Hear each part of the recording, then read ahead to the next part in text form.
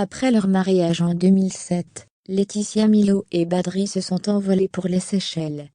Le couple pensait vivre une lune de miel de rêve.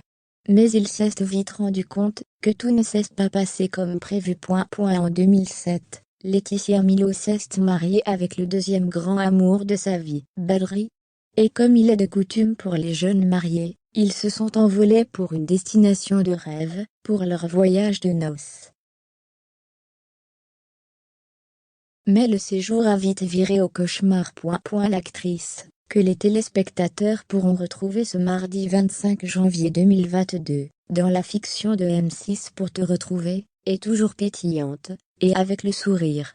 En la voyant, personne ne peut se dire qu'elle a connu des drames dans sa vie. En plus de son combat pour l'endométriose, Laetitia Milo a dû affronter la mort de son premier amour, Yanis. En 2001. Il est mort des suites d'un cancer.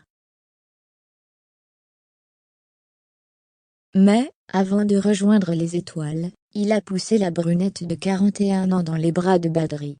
La maman de Liana, 3 ans et demi, l'a rencontré quand elle a pris un petit boulot dans un cinéma et son défunt compagnon a bien vu qu'ils pourraient s'entendre. Il les a donc poussés à se mettre ensemble. Ce qu'ils ont fait et depuis, ils ne se sont pas quittés.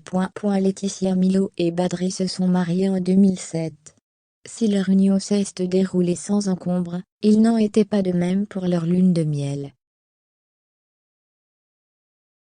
C'est aux Seychelles qui ont posé leurs valises, pensant vivre le plus beau voyage de leur vie.